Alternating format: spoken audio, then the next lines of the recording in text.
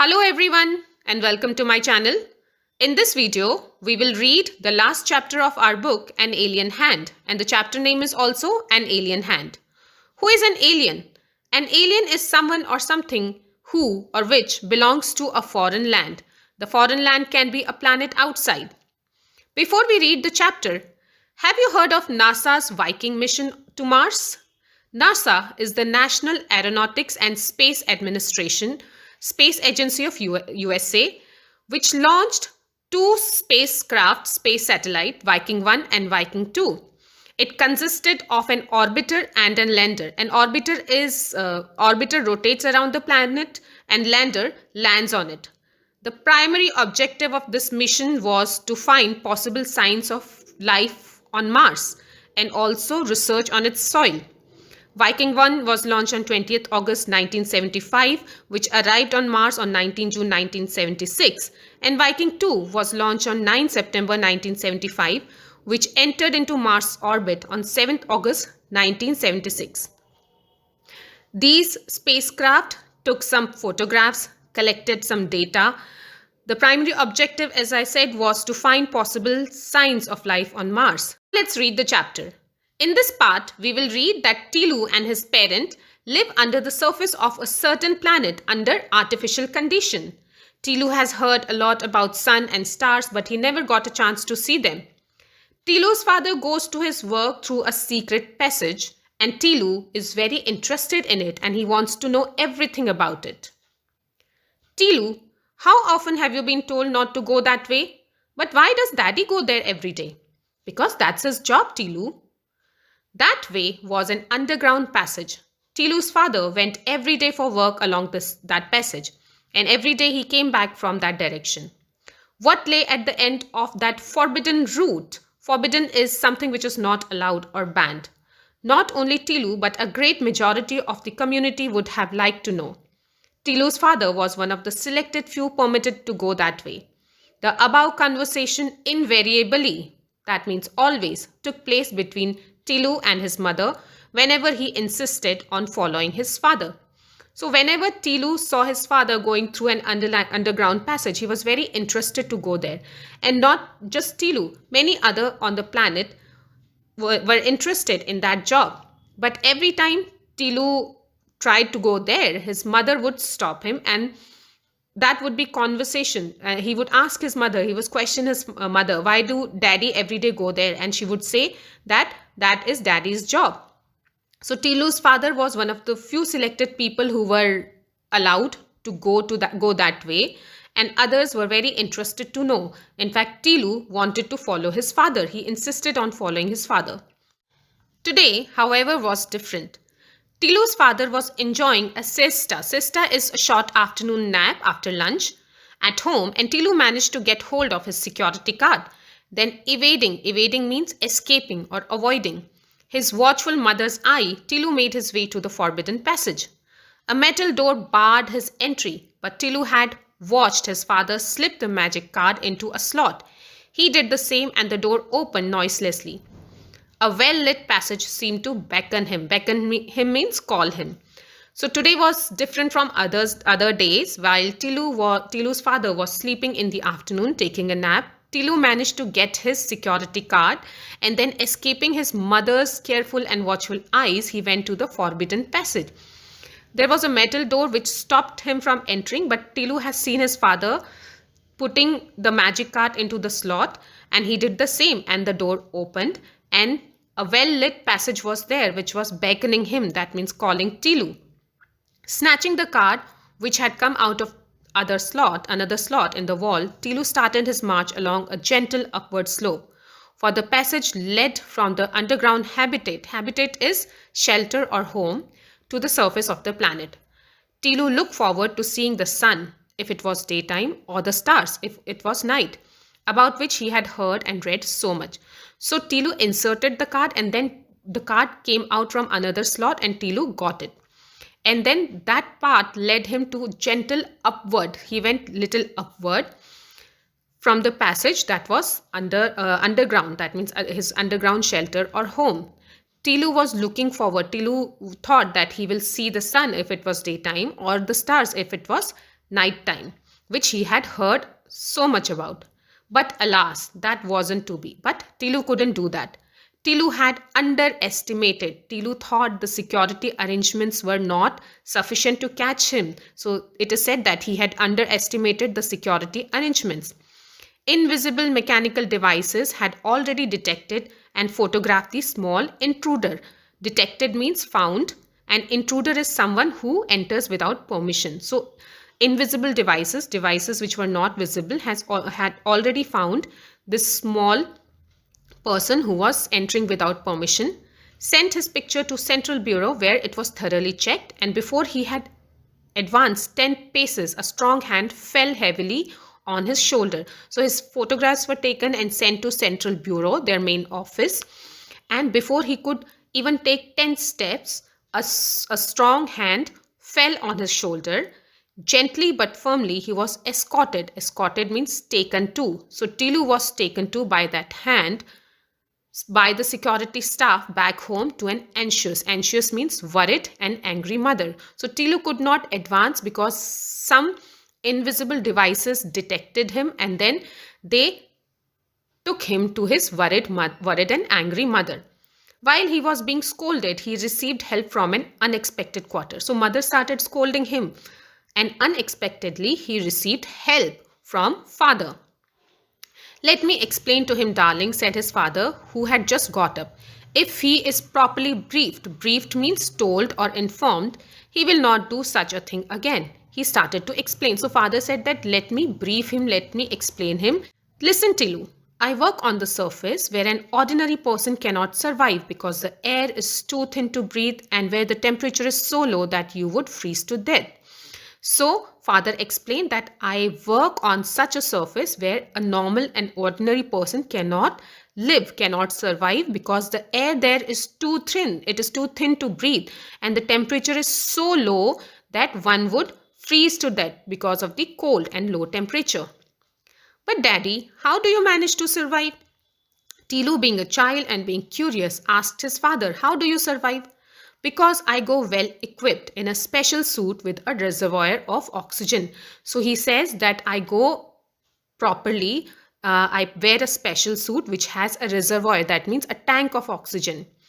I can keep warm and my boots are specially designed to make it easy for me to walk on the surface.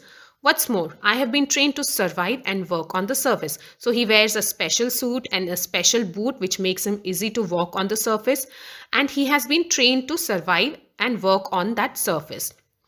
There was a time when our forefathers are ancestors who lived before them, lived on the surface quite naturally. Indeed, they did so for millions of years, but times changed. So father explained that our ancestors used to live on the surface of the planet, but then time changed. The very sun which had provided us with sustenance means nourishment, turned hostile. Hostile means unfriendly. So the sun which once nourished us, he turned unfriendly. He became unfriendly to us. It changed only slightly, but the change was sufficient to upset the balance of nature on this planet. Then father said that the sun turned unfriendly and it slightly changed, but so although the change was small, but it was quite enough to disturb the balance of nature of the planet on which Tilu and his father lived.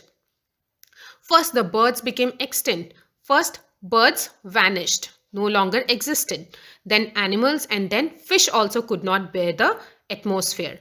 We managed to survive, we managed to survive only because of our superior technology. Then father said because we have such nice technology that we could survive. But we were forced to live underground under artificial conditions. But they could not live on the surface of that planet and they had to live underground under artificial conditions. The conditions underground were not natural. They were artificial, created by men, created by people on the planet. Thanks to solar energy, we can generate sufficient power to make our life comfortable. But the machines which make this possible must always be in good condition. So because of solar energy, they have sufficient power to make their life underground comfortable. But the machine which do work for them, they should always be in good working condition. Some of them are on the surface. I belong to the team whose responsibility is to keep watch on them and to service them. And some of the machines which help them live underground are on the surface of the planet. And Tilu's father belonged to the team whose responsibility is to keep a watch on those machines and service them, keep them proper. Daddy, can I join the team when I grow up? Of course, if you want to, said his father. But for that, you must be a good boy and do as your parents tell. His mother had, as usual, the last word. So Tilu was very interested and he told, Daddy, can I join the team when I grow up? And father said, of course you can. And mother, who always has some instructions to give, she said, only if you are a good boy. Now in second part, we will see that there is a big screen in the control room that shows an alien aircraft is approaching towards their planet. And the question is whether there is life on other planet or not. This is the question in everybody's mind in the control room. And the president of the central committee is about to make an important decision. Now let's see what is there in the second part. Next day, when Tilu's father went to work, he found the control room full of excitement. People were crowded around the big TV screen. It showed a dot in an otherwise clear background. So next day, when father went to the work, he saw that people in the control room were very excited and they were looking at the TV screen. And there was a dot visible on the TV screen, which generally had a clear background. It isn't a star, for it's changing its position. Our computer has given a trajectory. Trajectory is the path of this thing. It's heading towards us, the supervisor of the last shift explained. So the supervisor explained that it is not a star because it is changing its position, and that they had given trajectory for that thing and it was coming towards their planet. And Tilu's father asked, is it a spacecraft? By now he had joined his teammates of the new ship. And so we think, but it needs watching. Then the supervisor said maybe it's an aircraft, but we need to watch it. A spacecraft, where from? The solar system wasn't known to have any life else anywhere except on their planet. So Tilu's father thought that where will spacecraft come from? Because in the solar system, life is only in our planet. We don't know any other planet which has life. Tilu's father recalled the ancient days recorded in the archives at the Central Bureau. Archives is a collection of historical records when their ancestors had a well-developed space program and had searched the solar system with manned and unmanned spacecraft and found that they were indeed alone. Now, in the days of energy shortage and underground life, they had no space program. They could only watch impotently. Impotently means helplessly or without power. From their vantage. Vantage point is a place which can give a good view of something. Who are these strangers? So Tilu's father thought, where can a spacecraft come from? Because they know that life is only on their planet in the solar system and no other planet. And he also thought that there was a time when their ancestors, they had such well-developed solar space program that they can search with manned or unmanned spacecraft, and they found that they were the only planet who had life. Now, since they are already living in underground in an artificial condition, they don't have any space program. And they can only just watch from a vantage point who the strangers were coming towards them. The conference room in the Central Bureau was very quiet because and anyone who would go from the outside will think that it was empty. But it was full of its members and it was quiet. And they knew that their president was going to make a momentous, that means very important announcement. Then he announced that, colleagues, I will give you the report as I have it. While I speak, there may be a change in the situation. So he gave the report of this thing which was arriving towards their planet. And he said that while I am speaking, the situation of the planet changed. And then the president paused to get his papers in order. And he said, 2 spacecraft are approaching towards us. One is orbiting on our planet while the other is still far away. So one was orbiting around their planet and other spacecraft was still at a distance.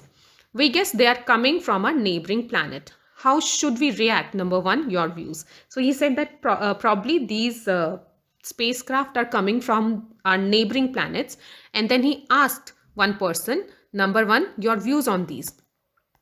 Number one, who was in charge of defense, and he was known to be courageous and wisdom.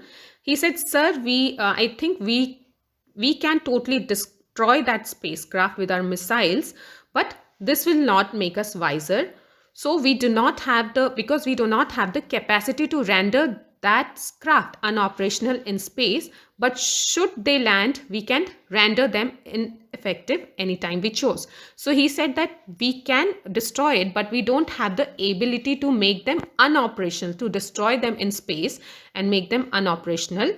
So once they land on our planet, we can make them ineffective anytime that we choose.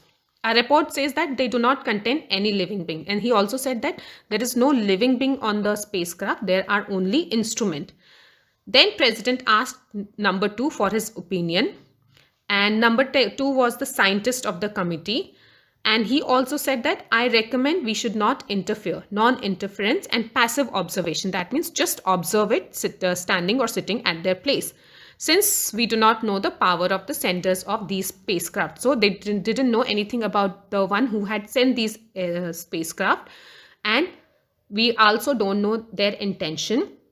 So it is not wise to destroy the planet and reveal that we exist. If we destroy and make it ineffective, our existence would be known to the world outside, to the outer space. So the president now looked at number three, who was a social scientist, and he also agreed with number two. But he used to rarely agree with number two, but this time he agreed. And he said, I agree with number two.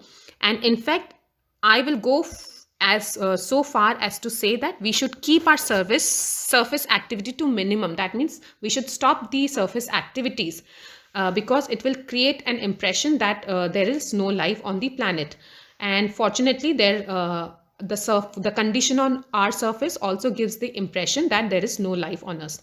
So before the president could speak, his telephone rang and he received and quietly listened for a minute. Then he announced that the first spacecraft has landed. So the spacecraft, which was coming from a neighboring planet, landed. Now in this part, we will study that Tilu goes to his father's control room, accompanies means goes along with his father to the control room. And in excitement, he presses all important red button on the panel, which was there in the central room.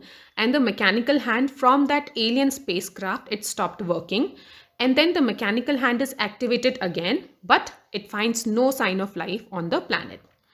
Okay, now let's read. It was a red letter day. That means it was a very important day in Tilu's life. And this was the day he had been waiting for, because his father had at last taken him to the control room. From here, he could see the alien spacecraft on the TV screen. He said to his father, "What a funny looking thing that is. And what does it contain?" Tilu asked. And his father shook his head and he said that I can't say for sure. We are only allowed to observe it from a distance. But we control all its part and we can use our power if it is up to any mischief. That means any misbehavior, and if it does any harm to us, we can just destroy it. He pointed to an impressive panel with several colored buttons on it.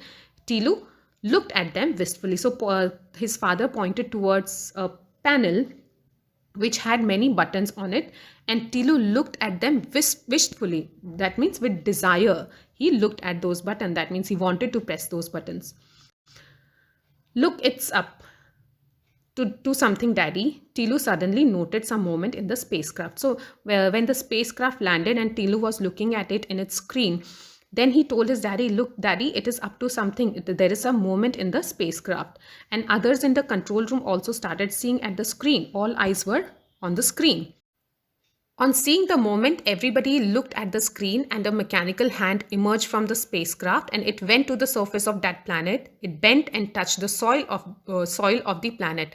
And everybody was wondering, what is it up to? All the telescopic lens in the TV camera zoomed on the top of the mechanical hand. Tilu was also staring at the control panel and its attractive button, and an irresistible, that means a strong and unavoidable desire of pressing the button, most prominent of all buttons, that means the most important of all buttons, the red one, it came into Tilu and he pressed the red button. And when he did that, there was a shrill whistle, that means a sharp sound, and everybody started looking at Tilu. Tilu found himself the center of attention. His father roughly pulled him and he restored the button to its original, to its neutral position, but the damage was already done.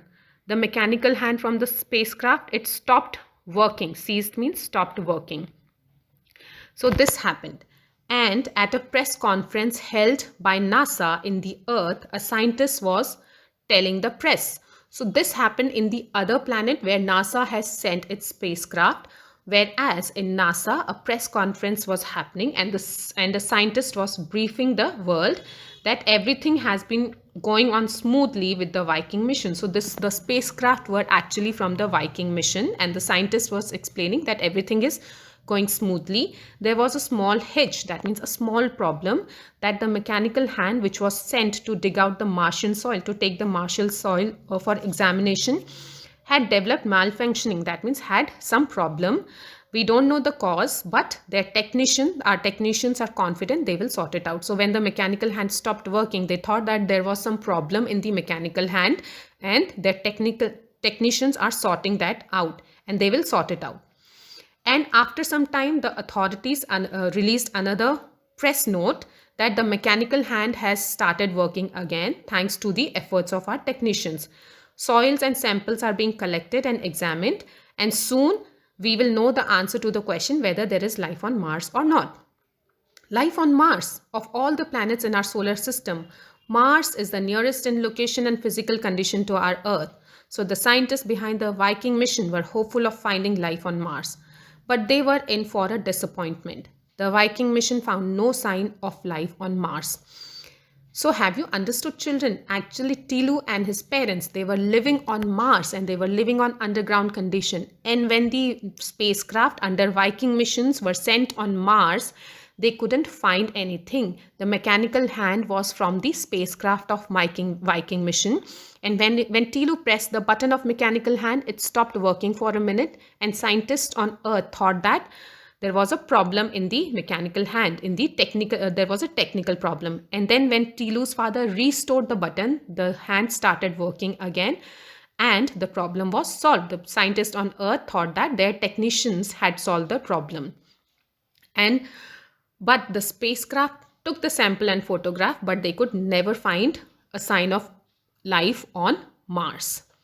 This is a fictional chapter written by Jayant Narlikar. So it is a fictional story which is associated with the Viking mission and life on Mars. Now here are question answers. You can pause the video and go for the question answers, students. This was quite a big chapter, so rather than studying and explaining, I have explained to you the easy part without reading it. I hope you have understood it properly, and I hope you are preparing well for your exams. Thank you for listening to the chapter, students. Bye-bye for now. Take care.